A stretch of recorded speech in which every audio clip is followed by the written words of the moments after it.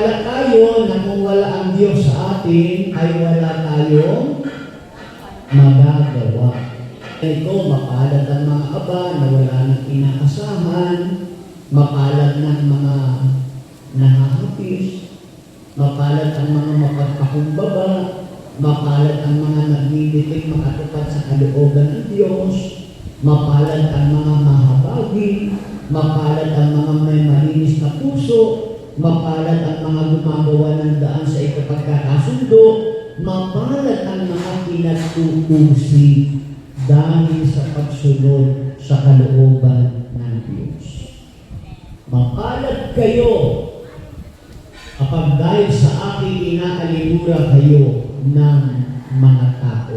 Pinag-uusig at pinagwiwikaan ng lahat ng uri ng kasamaan na pawang kasinungalingan.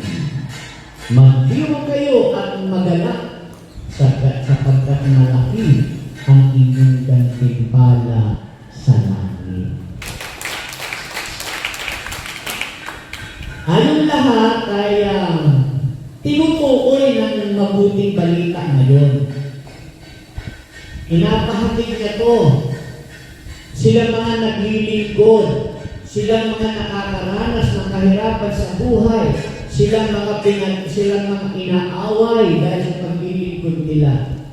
Silang halos wala ng panahon para sa pamilya, sa paglilingkod, sa simbahan. Ang hirapan ng paggawa natin ng mabuti ay inaaway tayo, mapalad tayo. Amen po. Naumpisahan po natin beatitude.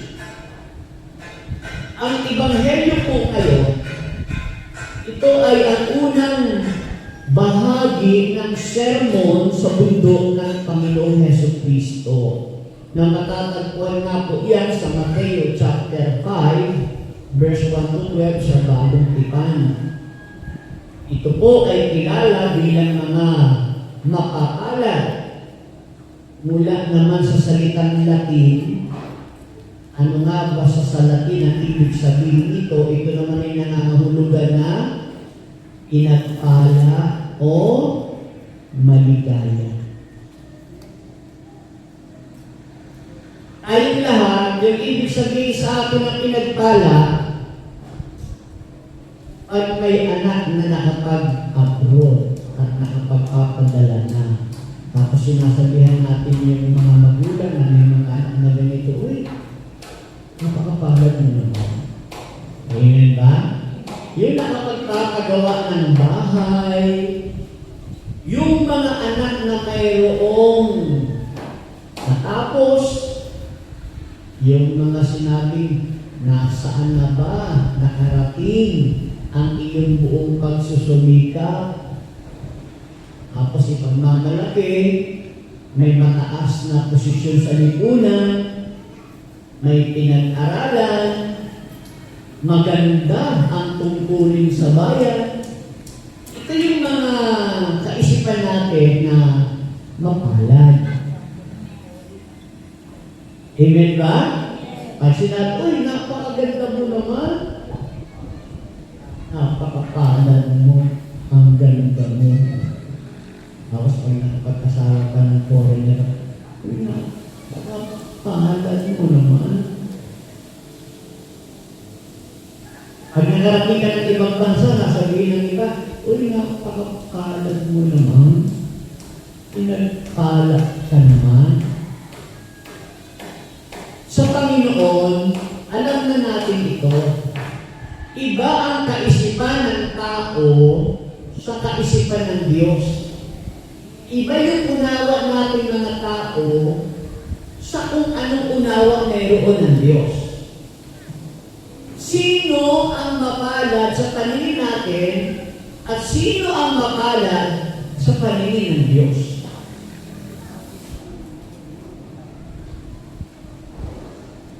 Amen ba? Baliktad nga lang, hindi natin sinasabi na masamang pagpagawa ng mataas na bahay, magpalaki, at magpalaki na magpalaki pa. Hindi po masama. Natin ito, tignan niyo po, narito ang nilalaman ng kabuuan ng mabuting balita. Babasahin ko ito, babaybayin ko natin ito, verse by verse.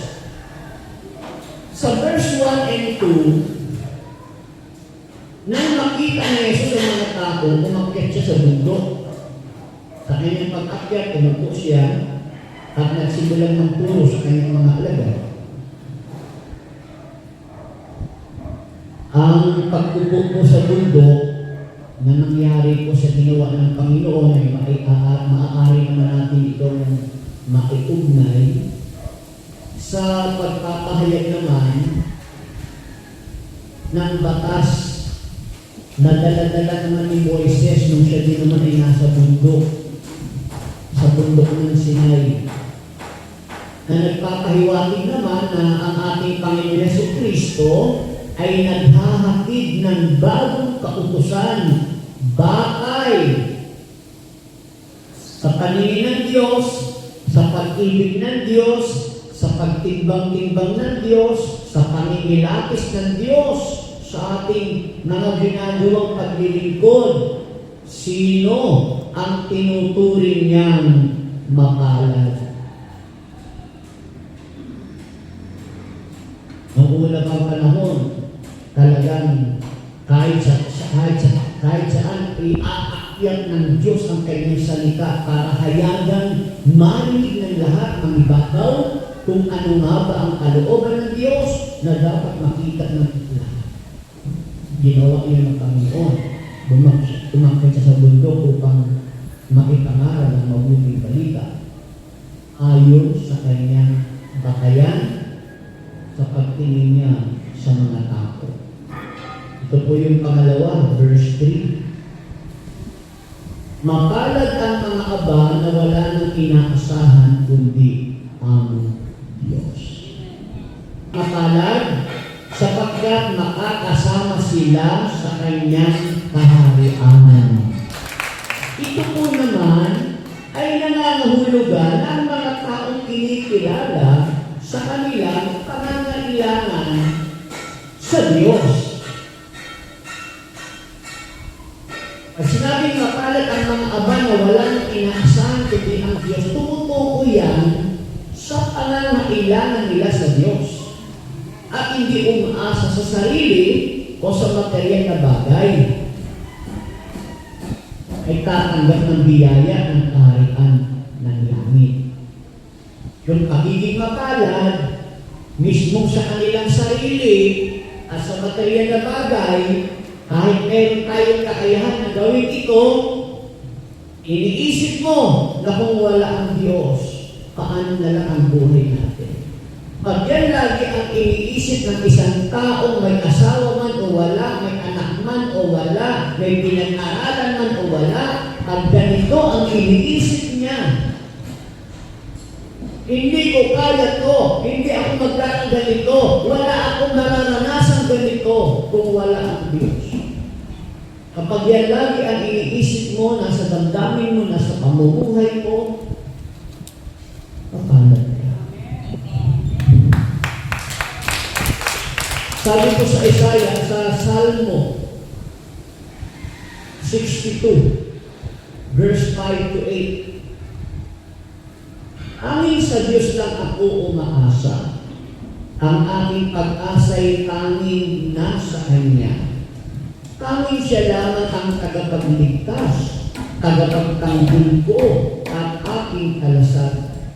Akin ang tagumpay sa lahat ng oras. Ang kaligtasan ko't aking karangalan ay buhat sa Diyos. Nasa Kanya lamang. Kalakas ko siyang tagapagsanggalan, matibay na loob sa aking kanlungan, mga kababayan. Sa lahat ng oras, magtiwala sa Diyos, sa Kanya ilagak ang inyong pasaning ngayon dinaranas. Siya ang kublihan sa ating lulunas. Purihin ang Diyos. Minsan kasi, mas nakatitimbang yung kapag kaya mong gawin, gagawin mo. Hindi mo muna kakausapin ang Diyos kasi kaya mo eh. Hindi mo muna tatanungin ng Diyos kasi alam mo eh. Hindi mo muna ipagdarasal kasi alam mo yung gagawin mo. Ang mali. Kahit alam mo, nakikita mo, at kaya mo, ang sabi ko dito, tanging sa Diyos lang ako umaasa. Ang aking pag-asa'y tanging nasa Kanya. Purihin ang Diyos. Siya'y tagapagligtas ko, tagapagtanggol sa aking kalasad, akin ang tagumpay sa lahat ng oras.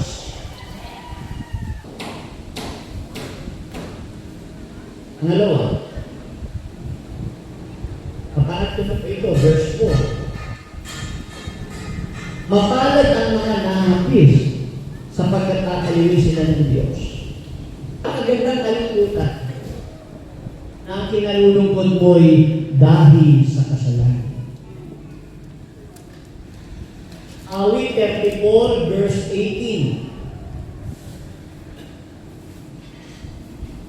Tumutulong siya sa nasisiphayo. Ang walang pag-asa'y hindi binibigo.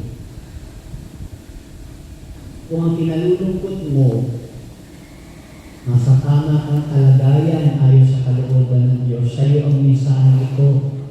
Tumutulong siya sa nasisiphayo.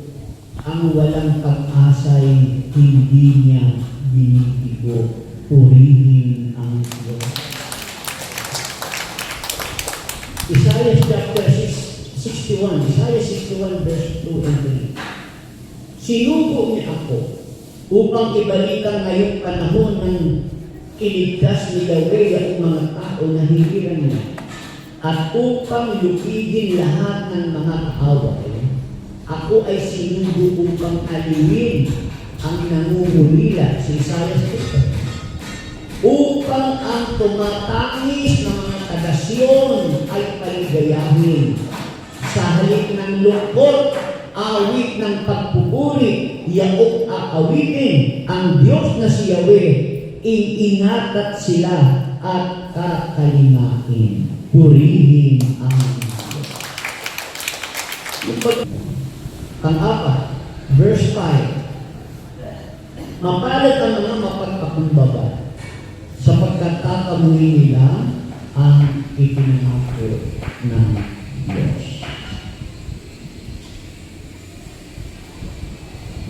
Mapalad ang mga mapagpakumbaba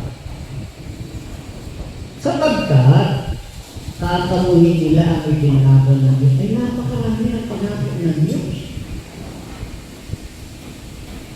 Dumudoon ito sa mga tao may mababa ang kalooban.